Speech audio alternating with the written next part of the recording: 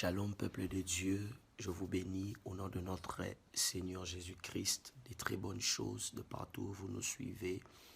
Je voudrais dans cette vidéo parler de quelque chose de très important pour les ministres de Dieu et pour les servantes de Dieu. Quelque chose qu'il est nécessaire qu'on puisse appréhender lorsque nous entrons dans l'œuvre de Dieu, mais aussi lorsque nous voulons servir le Seigneur.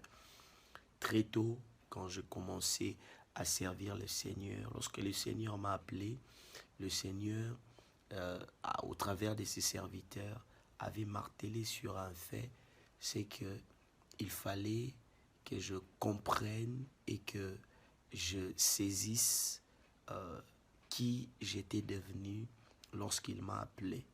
Et d'où le thème de cette vidéo, comprendre qui tu es en Christ. Quand je parle de qui tu es en Christ, je ne parle pas seulement de ta position en tant qu'enfant de Dieu, mais je parle plus de ta position en tant que serviteur de Dieu. Parce que cette vidéo est spécialement pour des personnes qui servent le Seigneur. La Bible dit nous sommes un royaume de sacrificateurs. Dans un sens, cette vidéo est adressée à tout le monde, à tout enfant de Dieu, parce que nous sommes appelés à servir le Seigneur. Mais je parle plus pour ces personnes qui, de manière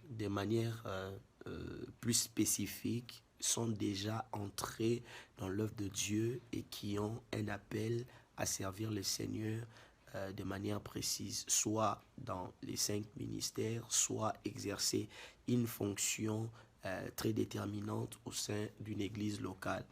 Donc je parle vraiment de ces personnes-là. Donc comprendre qui ou comprendre ta position en Christ, ta position en tant que serviteur de Dieu. Mon frère, ma soeur, ton service pour le Seigneur dépend de cette vérité. Si tu ne comprends pas cela, tu auras des difficultés et tu auras même des problèmes pour pouvoir t'imposer dans l'œuvre de Dieu et partout où tu es en train de servir le Seigneur, même au sein de votre église locale. Tu auras des problèmes parce que déjà à cette question, tu as du mal à répondre à cela. Nous allons lire un passage, il est très important de comprendre pour capter la pensée que je nous apporte ce matin. Je suis dans le livre d'Ésaïe, Ésaïe, le chapitre 61. Ésaïe, le chapitre 61, le verset 1er. Ésaïe est en train de prophétiser, il parle sur le Messie, mais pour les personnes qui sont dans du temps d'Ésaïe, ils ne savent pas que c'est une prophétie pour le Messie. Ils ont entendu la prophétie et la plupart d'entre eux croyaient que c'était un message qui était directement destiné, qui était le partage d'Ésaïe, pardon. Ésaïe chapitre 61, le verset 1er, la parole de Dieu déclare ceci: l'Esprit du Seigneur, l'Éternel, l'Esprit du Seigneur, l'Éternel est sur moi, car l'Éternel m'a oint pour porter des bonnes nouvelles aux malheureux. Il m'a envoyé pour guérir ceux qui ont les cœurs brisés, pour proclamer aux captifs la liberté et aux prisonniers la délivrance. Dans ce passage, un passage très important, un passage que j'aime beaucoup, parce que Ésaïe est en train de nous montrer là que tout serviteur de Dieu, une personne qui a un appel authentique du Seigneur, il a quelque chose que le Seigneur a déposé sur sa vie, et cette chose que le Seigneur a déposée sur sa vie doit être communiquée, doit être partagée aux autres. Mon frère, ma soeur, tu dois comprendre qu'en tant que serviteur, en tant que servant de Dieu, tu as quelque chose. Tu as quelque chose que le Seigneur a placé. Tu peux avoir commencé dans l'œuvre de Dieu, mais j'insiste sur le fait que le Seigneur, comme il t'a appelé, il a déposé quelque chose en toi. Il dit, il a donné il a donné la capacité, il a donné la capacité de porter la bonne nouvelle, d'annoncer la bonne nouvelle, de guérir ceux qui ont les cœurs brisés. Ça, c'est ce que dit Ésaïe, de guérir les cœurs brisés, de proclamer la liberté aux captifs. Mon frère, ma sœur, comprends qui tu es.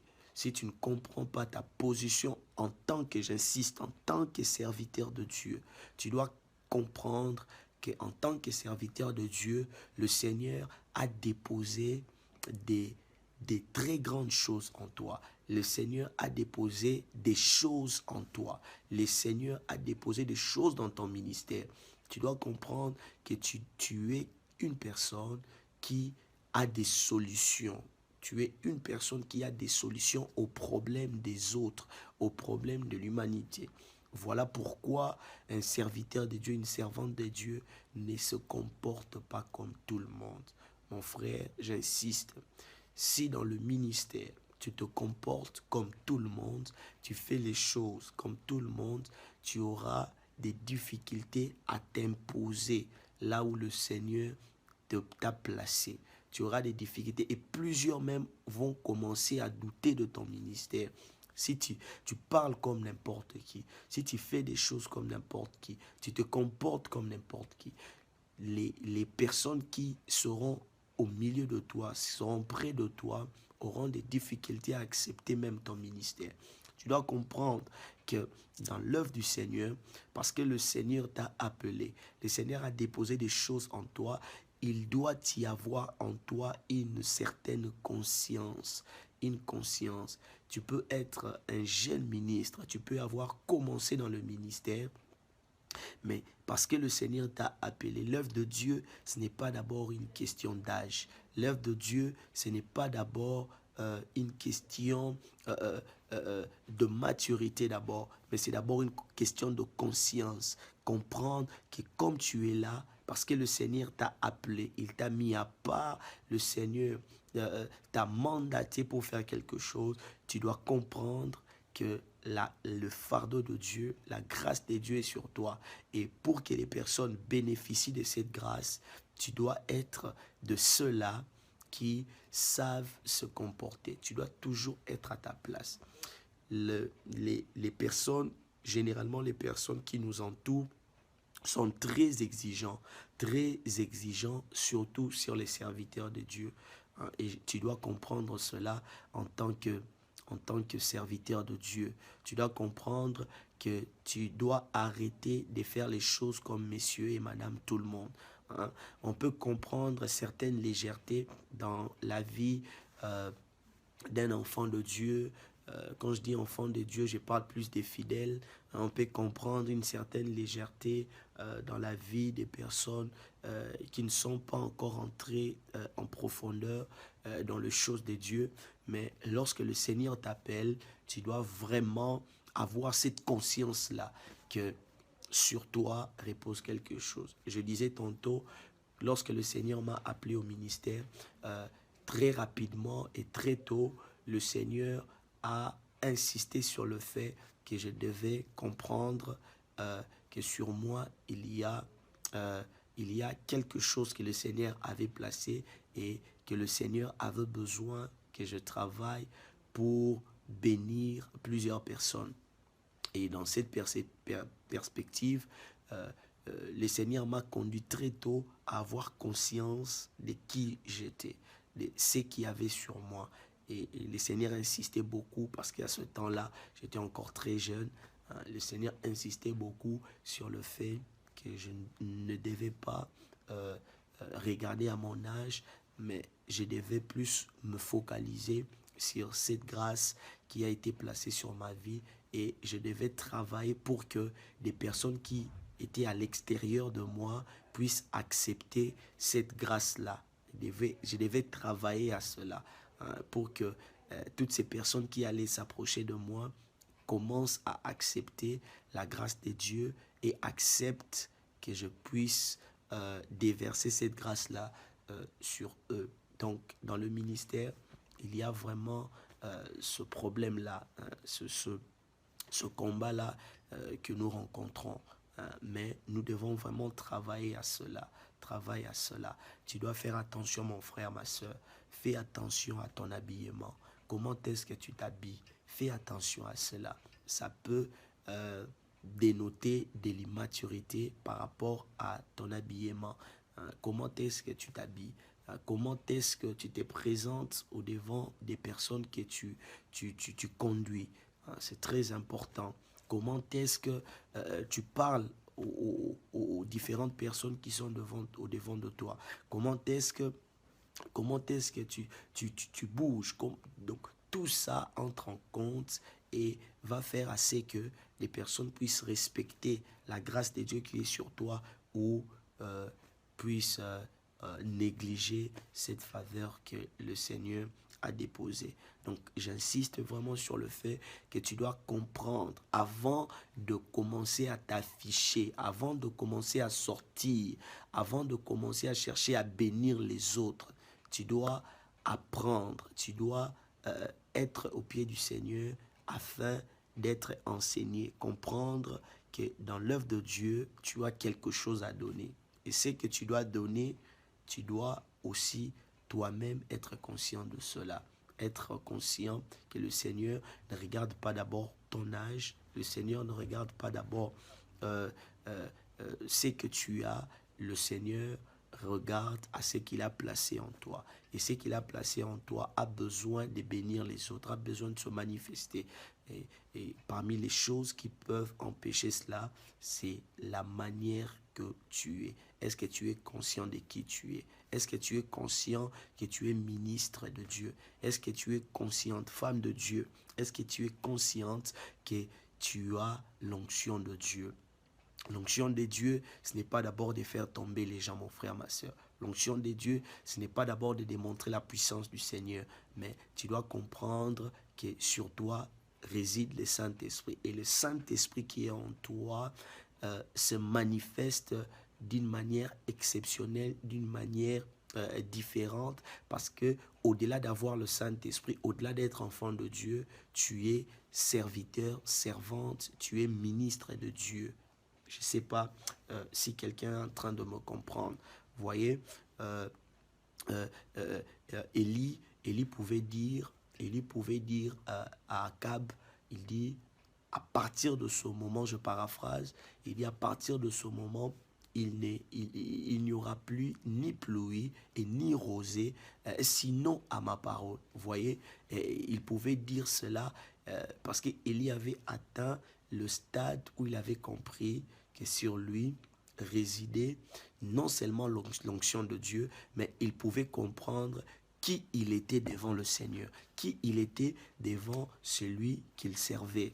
Nous devons, et c'est vraiment ma prière pour quelqu'un qui est en train de me suivre, peu importe l'heure à laquelle tu me suis, peu importe le jour, c'est vraiment ma prière pour toi, serviteur de Dieu, servante de Dieu, que tu atteignes ce niveau comme Élie, que nous puissions atteindre ce niveau, le niveau où nous serons capables de savoir que ce que je dis, le Seigneur va accomplir cela, parce que je ne fais pas ma volonté, mais je fais la volonté de celui qui m'a envoyé. Si je fais la volonté de celui qui m'a envoyé, c'est que je vais dire au nom du Dieu qui m'a envoyé, ce que je vais dire sera exaucé, ce que je vais dire sera réalisé, sera accompli, parce que je fais l'œuvre de celui qui m'a envoyé.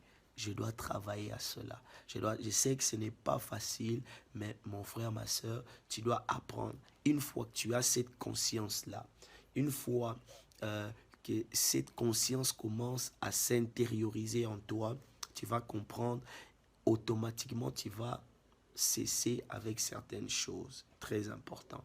Tu vas arrêter avec certaines choses. Lorsque tu vas comprendre qu'il y a des personnes qui ont des problèmes et sur la vie de ces personnes, les solutions à leurs problèmes sont entre tes mains, tu vas comprendre que tu dois arrêter avec certaines choses, tu dois te tourner totalement vers celui qui t'a appelé. Moi, dans ma façon de chercher la face du Seigneur, j'ai des fois des moments où je peux faire 30 jours, je me retire en train de chercher la face de Dieu.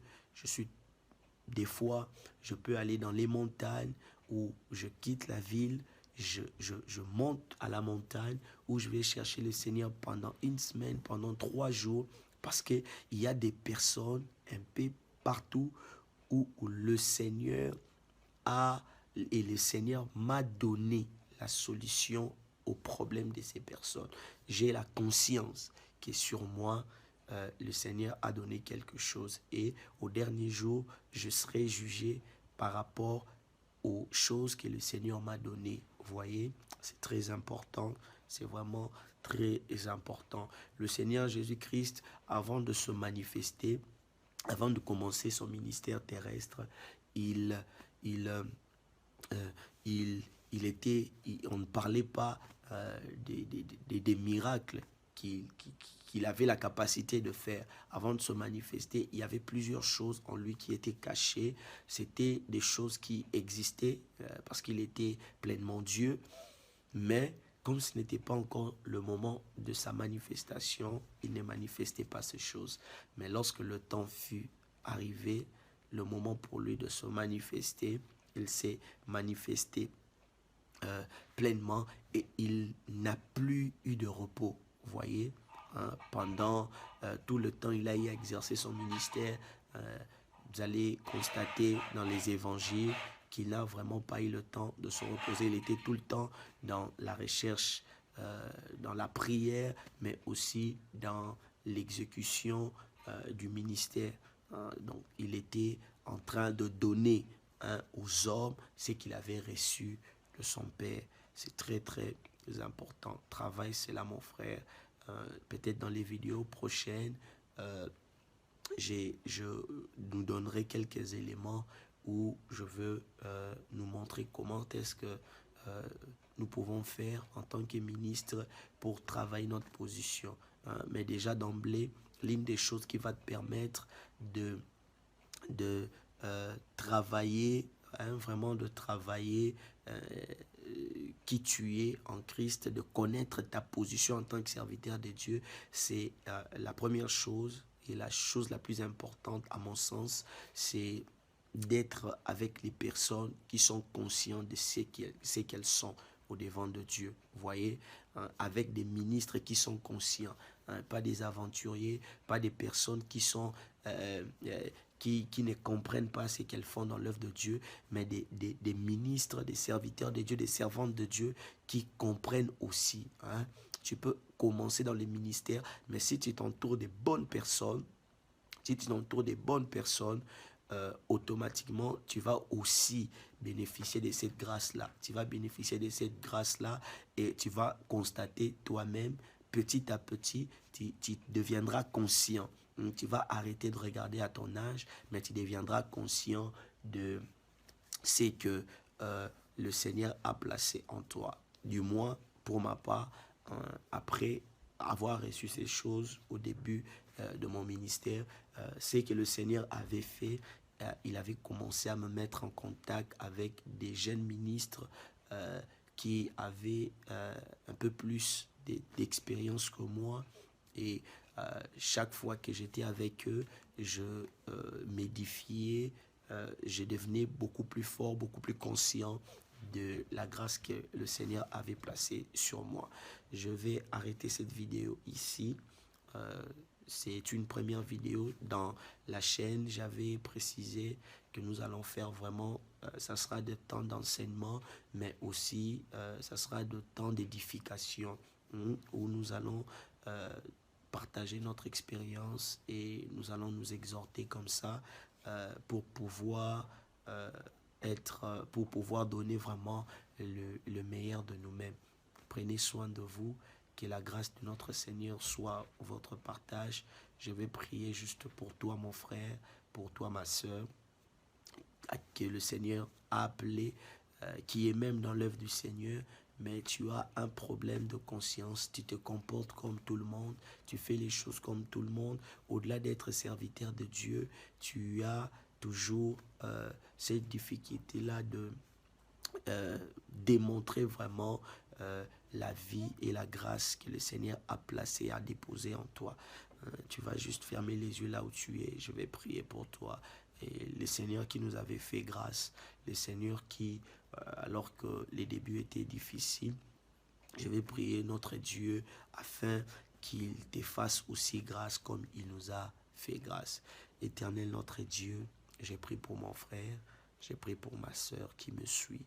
Seigneur, ta parole ne change pas. Elle est puissante. Elle est capable de transformer les vies. Elle est capable, Seigneur Dieu, de changer notre manière de voir les choses. Éternel mon roi, éternel mon Dieu, je demande qu'à partir de ce moment, que tu donnes à mon frère et à ma soeur qui me suit cette conscience de qui il est, de qui elle est en Christ. Elle comprenne et qu'elle ait cette conscience qu'il y a des personnes qui ont besoin de cette grâce que tu as déposée en lui ou en elle. Que ta miséricorde et que ta force lui soit communiquée et que cette conscience soit réellement son partage. Je chasse tout esprit, tout ce que l'ennemi est en train de travailler, tout ce que l'ennemi est en train de faire pour pouvoir ternir cette conscience-là. J'arrête ces choses dans le nom puissant de Jésus et j'ouvre le ciel sur ta vie et je déclare des nouvelles choses dans ton ministère. Et désormais, les personnes qui te rencontreront témoigneront que la grâce de Dieu est sur toi et qu'il y a quelque chose qui vient de changer. Que le Seigneur te bénisse et qu'il te fasse grâce au nom de notre Seigneur Jésus. J'ai ainsi prié. J'ai dit Amen. Des très bonnes choses à vous. N'oubliez pas de vous abonner et d'activer la cloche de notification. Nous allons publier très régulièrement des vidéos comme ça pour nous aider. N'oubliez pas, si vous avez des questions, vous pouvez nous les envoyer par WhatsApp ou par l'adresse mail qui va s'afficher à la fin de la vidéo. Que le Seigneur vous bénisse et qu'il vous fasse grâce. Amen.